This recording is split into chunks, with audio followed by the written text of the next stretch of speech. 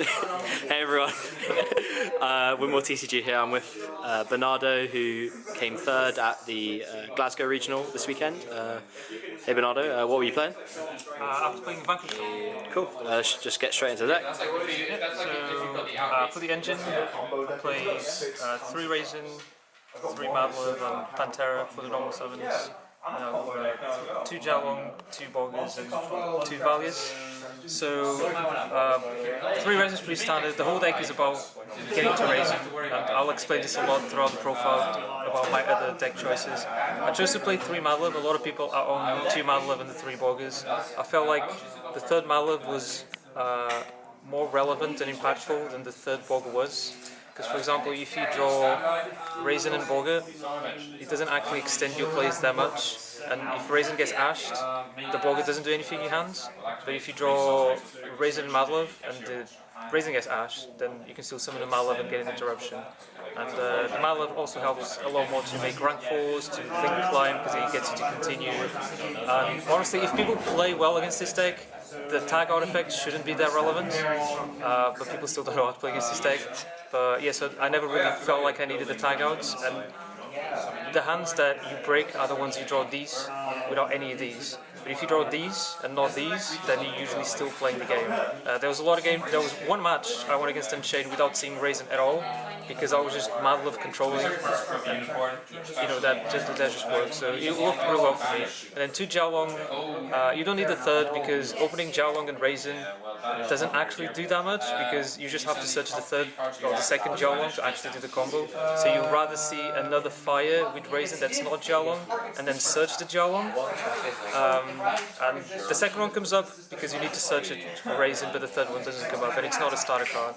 And I like the 2 Valias because it's the card that people try to get rid of the most because it's the boss monster, and you don't want to waste a rock effect to add it back from grave, so you want to have another one in deck for the grind games. And Pantera is just a good extender. And, Spell traps as well. Yeah, so this is it for the Vanquish no Pluton. Rip. And for the rest of the Vanquish engine, 3 stakes standard, and then I chose to play the 3 spells and traps, continuous self-explanatory. I chose to play Dust Devil along with Snow Devil because I wanted another layer of disruption, and even though it's not very good against stuff like Unchained and Tailorments and like fusion decks, it's still really good in the grind games. A lot of the times, and I'll explain because I'm playing so many hand traps, the opponent ends on like half boards or not very good boards, and then you play into them, and then you end on a rock, but you end on something else, and like you can search the Dust Devil and have a rock, and that's a very good grind game that you have. The thing with Snow Devil is it requires setup, while Dust Devil just requires a Vanquish sword. So a lot of times you end on like Raisin, you special Raisin your opponent's turn, you Dust Devil something, you get to Raisin search, you get to Raisin pop, and then that will get you there. And, it's not a bad draw either, because he makes Madlib just out stuff, like Wave Seizers and stuff like that. It's only bad if you draw like 2, of combinations, but they're also easy side outs. If this is bad against a match, we side it out, something like this. So the Dust Devil was actually really good throughout today, and Snow Devil was just Dark Hole was good.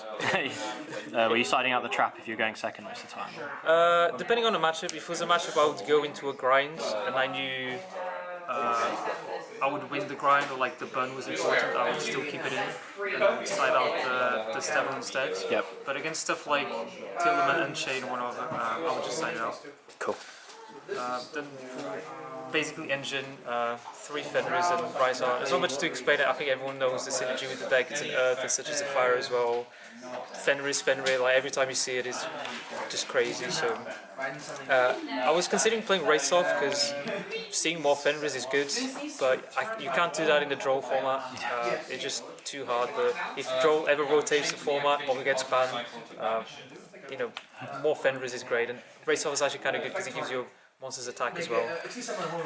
Yeah, just Fenrir. And then for the hand traps, which I chose to play a lot, and I'll explain the theory behind them. So 3 Ash, 3 Nibs, 3 Veilers, and 3 Infams. You might notice that I'm not really playing attribute hand traps like a lot of people are playing.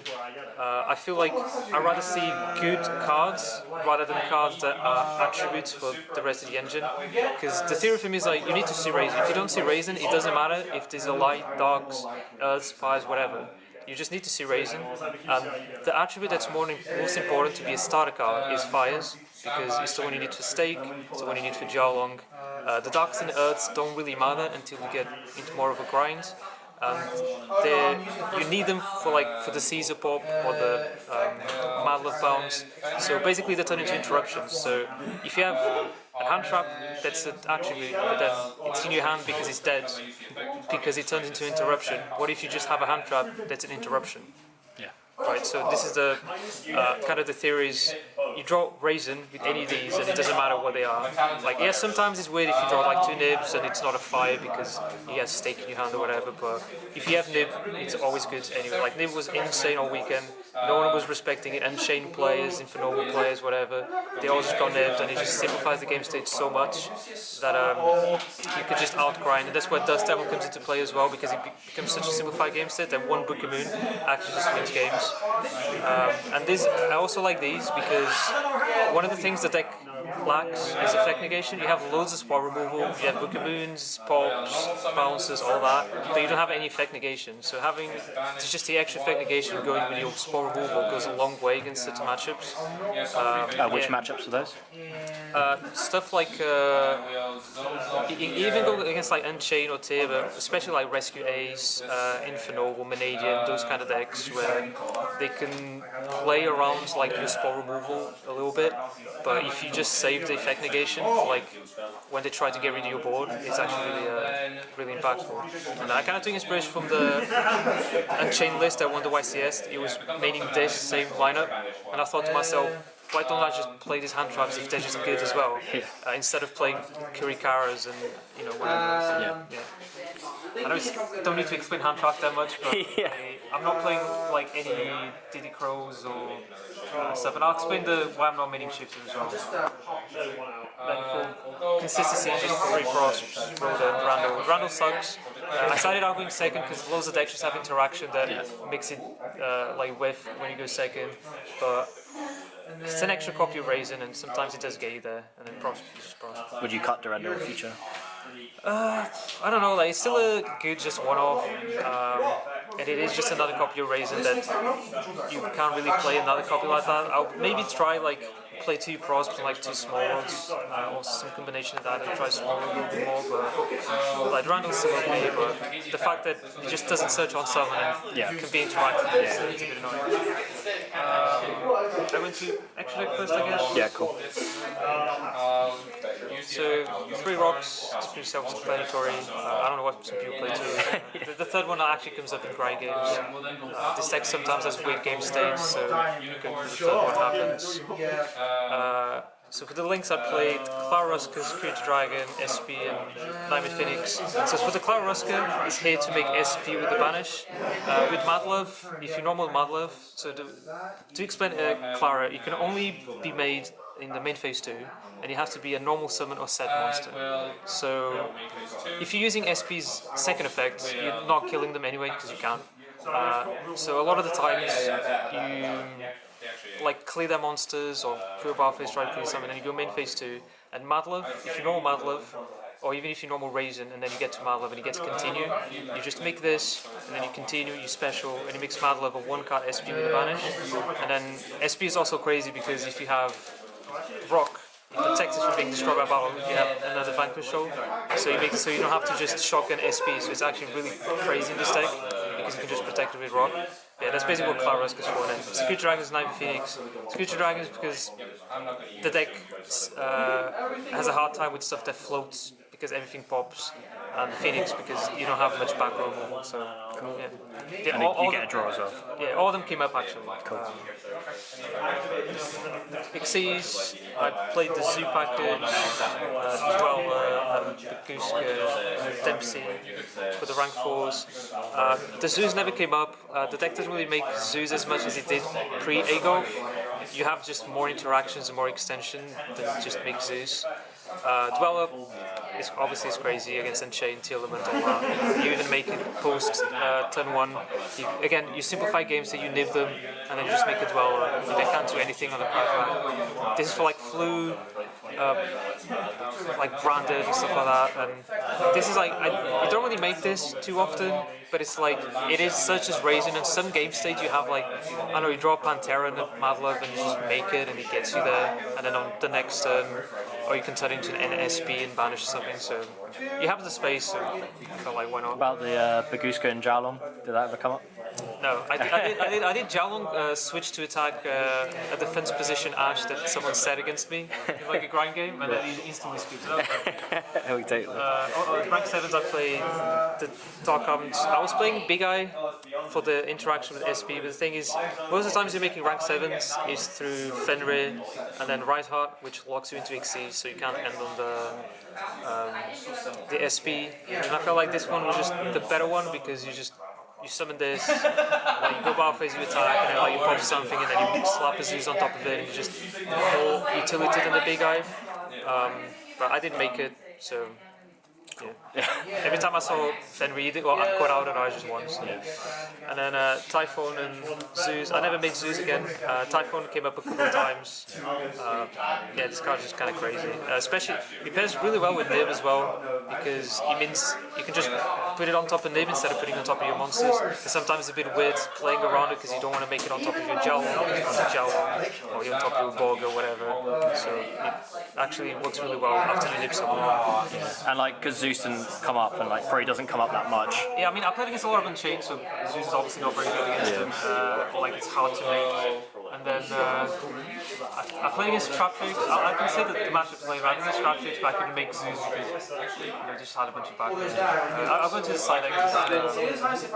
So for the hand traps in the side deck, I played Droll and Shifter. Droll's pretty self-explanatory. Shifter, I didn't choose to main it because there are a lot of matchups that they can still play under Shifter and they can still do something. And the thing is, when you go first, you have to use Shifter. So it's not an attribute in your hand, you just have to use it. And it makes your plays a bit awkward because you can't really link your Raisin, you have to make sure you bounce it with Borger, or you don't. You end on a different board and you just expect the Shifter to do something, and then if they're playing something that doesn't really care about Shifter, like a Branded or even Purely or whatever, they can still do something. You end on like a subpar board and then they just played into it and they got rid of all your resources because they get banished. And the same thing if you go second and you go like Profit Shifter because you have to do it to not play into tactics, and then again, they don't really care, or they're playing Rescue Ace and they just set 4, or they're playing Labyrinth and they just chain the furniture and they set. You just discard a card in your hand. And people are like, oh yeah, but it's a dark for like attributes, but you're always using it. It's only a dark for attribute if you draw a second one after you use it, which is then like, that's not very good. Yeah. So, but yeah, this is for like Manadiums, Tears, not Manadium, but Infernoble. This is for like Manadium, Infernoble, all that kind of stuff. I didn't choose to main it because I don't like draw when I go first either, because he stops you from searching on their turn as well, so he kind of limits your plays.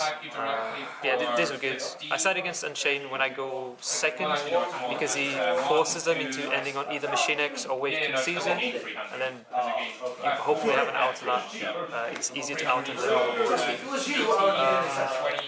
I chose to play 3 Jerusalem. I didn't play Magnum Moods because this was mainly my plan for Unchained, because I felt even though my hand, like I play good hand traps for Unchained, they can still play through a lot, and I wanted something that was actually good against Unchained, and it's also good against Telement, obviously, in some of the more rogue matchups. But I didn't play Magnum because if you drop Magnum, it doesn't do anything against Unchained. Like, you get a search, but they just link with it. They just make Wave King Caesar before you search the Jerusalem. So the 3 Jerusalem. Every time I do against Unchained, it's crazy because they can't out it, or like they just outs their entire board by itself. It also helps me get speed, so you get like an SP banish, you get to series. It's just a body, and it's also a dark, and it's a dark, you can actually reveal, and then you can use it. So like, it makes sense being an actual attribute, as opposed to most hand traps that you use them, so they're not actually attributes because you want to use them. for back removal, I was playing Lightning Storm, but I chose to play Cosmic to respect Centurion, because I don't know, it was the first weekend with Centurion League, so I was expecting some people to play, and one of them top, so I didn't play him, and I didn't play any. It was also, I was kind of scared of Labyrinth, because it's a really hard matchup. Against Labyrinth you can just hold it, in the end phase it sets something, you banish it, and that's quite a big tempo boost. It kind of made my deck a bit weaker against stuff like Rescue Ace, because I don't have like the extra Bob removal and random backrow decks, but I don't think backrow decks are a real thing in YGO. Yeah, I played against like Traffics, and even then they set 1 or 2, right? I said if I played against Dynamorph then I'll be punished, but it was fine. It's also good against Unchained if you go first, because they sell 1, you banish it, but honestly you went on Dweller and then for going first, I'm not playing Tikubu or Summon Limit. I don't know why people are playing Summon Limit. It's if they hand trap you and you have Summon Limit, you actually can never win. Yeah, so Anti-Spell, the theory behind this is the cards that break your board and stop you is stuff like Lightning Storm, Duster, Tactics, Thrust, like all those non-engine, and this just stops all of that. So you can play freely without having to play around Tactics and around Thrust or whatever. Against all the heavy combo decks that you know, they might be able to play around your board. Vanadium, Infinoble, Mechanical, none of them can play through this. And no one is playing Cyclone, at least at the moment. Maybe they'll start playing Cyclone because it's a tier, but no one's playing Cyclone, so you flip this and it always resolves. And every time I drew it, it was just game winning. Like, I drew it against Mechanical, I drew it against Vanadium, Infinoble, they just look at it and it's like they have to play with monsters. And what does my deck do? It gets rid of monsters really easily. Yeah. So, again, because it also stops engine as well. It dies too evenly, but if they evenly mean I don't die, so I'm kind of okay with that. But no one should be really playing evenly. I don't think evenly is very good. Because I was playing this as well, but the thing was evenly, like, they keep a card, so I actually don't get rid of anything. And this deck is fragile sometimes, so if it's a good card, then. Yeah, but that's it for the deck. I chose to play a more hand trap version, not relying so much on the attributes. I've been playing the deck since it came out, and I felt like stuff like Kurikara was like okay in cash format, but now it's just not good enough. Especially because if you reveal off Jalon, you just don't use monster effects to play around it. My matchups of the day were 3 Unchained, which is a really hard matchup, but I just nipped them all, honestly. I played Infinoble, Vanadium. I lost to Vanadium round 1, and I won all the rounds after. Mechanical, Trap Tricks, and Dragonlink. Yeah, I had a lot of break hands throughout the game, the day, honestly. Not the luckiest, but I won a lot of almost unwinnable games just by outgrinding my opponent. My opponent doesn't really know what my cards do. They play the wrong columns. You capitalize on all those things. You also try to make your opponent play badly. And yeah, the deck is just super fun. I'm not playing Tikaboo or like, you know, a lot of people say the deck's like a floodgate deck, whatever, but I like playing it as like more of a mid-range deck, a little like how Striker was. In essence, because you're always going to outgrind your opponent. So if you have Raisin and Hand Trap, they will always get you there, and you always feel protected. So, but if you have Raisin and a Bell, you know, Yeah. I'm not sure about that. Yeah. Maxi. For shoutouts to Dan for recording the profile as always with more TCG. Shoutouts for all the Edinburgh folk that came to the regional. Table 1 last round was 2 Edinburgh people. It was me. I beat him. But he also topped, so that was crazy. Shoutouts to my mates in Lincoln as well. Joe, Ben, and Tweed. They're always supporting me. Also shoutouts to my mates in Norwich from Ages YGO. None of them topped the regional back there, but I wish them luck at the Bologna side events. They'll do well. And shoutouts to Charlotte for getting me into the deck, helping me test and theorycraft as well. We also thought about the attributes for the longest time, but the deck just needs to see raising. It needs to see raising, and then everything else just comes after. So you want to play good cards. Cool. Thanks, Bernardo. Congrats.